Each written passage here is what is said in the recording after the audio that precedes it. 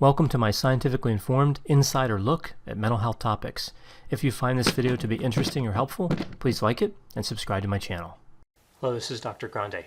Today's question is, what is the relationship between borderline personality disorder and shame and guilt?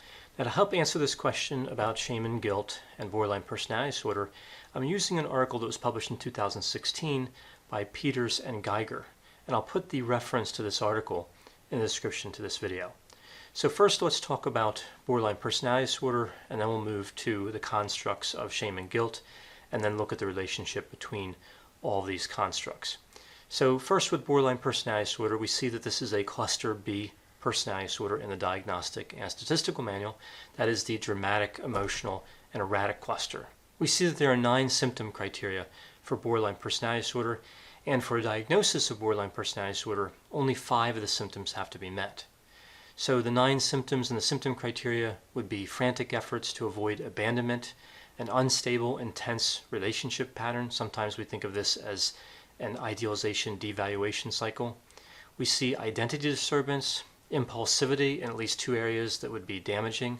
We see recurrent suicidal behavior like gestures, attempts, and threats. We see affective instability, chronic feelings of emptiness, intense inappropriate anger, and this one's particularly important when we talk about shame and guilt. And we also see paranoid ideation and dissociation. You'll notice here that shame and guilt are not specifically mentioned anywhere in the symptom criteria, but we know they are features associated with borderline personality disorder. This idea of being more likely to experience shame is referred to as shame proneness. And there's a lot of research that shows that borderline personality disorder has this component. For example, we see with borderline personality disorder an increased level of shame when we compare it to other disorders that have an affective instability component. We also see that the effect of shame lasts longer in borderline personality disorder than we see with other negative affects. So this shame component is really considered a cornerstone, a critical piece of borderline personality disorder. Now, we also know that guilt has a relationship with borderline personality disorder. We usually think of this relationship as being less guilt. So we see more shame, but less guilt. So this is a good time to talk about the difference between shame and guilt. Both shame and guilt are self-directed negative emotions. And with shame, there's this belief that an individual has that they are bad, that they are not good enough, that they have a defect or a deficit. So for example, an individual could look at something they did that society frowns upon, and they look at themselves and say, they must be bad, instead of the action is bad. And that's really the difference between shame and guilt. With shame, we have this, the person is bad theory, and with guilt, we have this behavior is bad theory. So guilt is more logical than shame, and it's actually more useful than shame in a lot of ways. We generally view shame as destructive. We know that shame has been associated with increased feelings of anger, increased aggression, and an increased probability of externalizing blame. So not accepting blame and putting that blame on other people. And we know that all 3 of those characteristics, of course, have an association with borderline personality disorder. We also see with increased levels of shame an increased probability of ruminating about experiences that led to the anger in the first place, whether those experiences would have normally resulted in anger or not. Really, it's about perception. So with guilt, we see that guilt is associated with less anger and less aggression. So this really gives us the idea that in general, shame is bad and unhelpful, and guilt is good and helpful. Of course, that's not always true. We see with other mental disorders like major depressive disorder, for example, where there's oftentimes inappropriate and unhelpful levels of guilt. So really, this is just a generalization to say that shame is unhelpful and guilt is helpful. It's not necessarily appropriate or accurate for every situation. It's just something we see generally. So what's the theory here with borderline personality disorder and shame and guilt? Well, we see from prior research that the theory is that there's a positive association between borderline personality disorder and shame, as I mentioned before, and there's a lack of socially adaptive guilt associated with borderline personality disorder. And these are specifically looked at in the areas of anger, aggression, and the externalization of blame that I mentioned before. So this ties back to the definition of borderline personality disorder I talked about earlier. We have those 9 symptoms in the symptom criteria, but only 5 have to be met for the diagnosis. Not all individuals who have a diagnosis of borderline personality disorder would have anger, aggression, and would externalize blame. We see only one symptom criterion really tightly related to this, and that would be the inappropriate intense anger, and of course this covers physical aggression. So if an individual has borderline personality disorder, but that symptom of inappropriate intense anger is not endorsed, it would be questionable as to how well these findings with guilt and shame would relate to their presentation.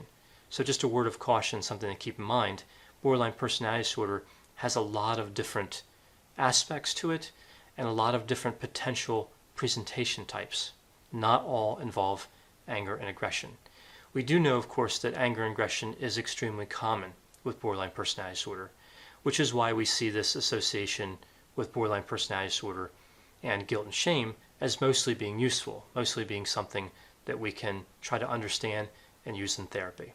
So what were the results from this study? What did we learn about this association between borderline personality disorder and shame and guilt? So the results of this study in some ways are not surprising, and other results here are surprising. In the not surprising category, we see that borderline personality disorder is associated with higher levels of shame and lower levels of guilt. What's somewhat surprising here is that both independently accounted for higher levels of hostility, higher levels of anger, and higher levels of externalizing blame. So not just accounted for, but again independently accounted for. So for example, with higher levels of shame alone, controlling for the effect of guilt, we saw higher levels of verbal aggression and higher levels of what's referred to as unstable anger. That's anger that's difficult to control. It's anger that is likely to lead to some sort of physical aggression. We also saw higher levels of anger rumination. That's thinking about those experiences that would have caused the anger in the first place. When we look at lower levels of guilt alone, so this is controlling for the effect of shame, we see higher verbal aggression and higher unstable anger. What we don't see here with just the lower levels of guilt is the increased anger rumination. So that's only with the shame component. The most surprising finding here with this study, at least in my opinion, was the relationship between higher levels of shame and physical aggression. We saw here that higher levels of shame were associated with lower levels of physical aggression. And there were a few theories put forth as to why this result may have been observed. We see one theory is that higher levels of shame tend to inhibit social dominance, and social dominance, of course, is a key component in physical aggression. And another theory here is with this particular sample, there were lower levels of physical aggression, and that might explain why this relationship was observed, this negative correlation between shame and physical aggression. So how can these findings be used to inform mental health treatment? How can they be applied in the real world? Well, one way we could use these findings would be to help increase awareness and tolerance of helpful, action-focused guilt, being mindful that not all guilt is action-focused and not all guilt is helpful. So we'd have to be really careful here in looking at the goals of the client and what the client wants to do in counseling, and try to make guilt versus shame something that's really looked at closely. So this really has a cognitive piece to it from cognitive behavioral therapy. So we see here that somebody would try to illustrate how the shame response is not supported by evidence for any particular instance, any particular incident that occurs that's experienced by the client, and that how guilt may be supported. So for example, if a client has a negative interaction with an individual, they maybe say something they should not have, they say something hurtful, the shame response might be natural for them, but that might not be logical. Guilt may be more appropriate, and in the end may be more helpful for overcoming the symptoms of borderline personality disorder. I hope you found this description of borderline personality disorder and shame and guilt to be interesting. Thanks for watching.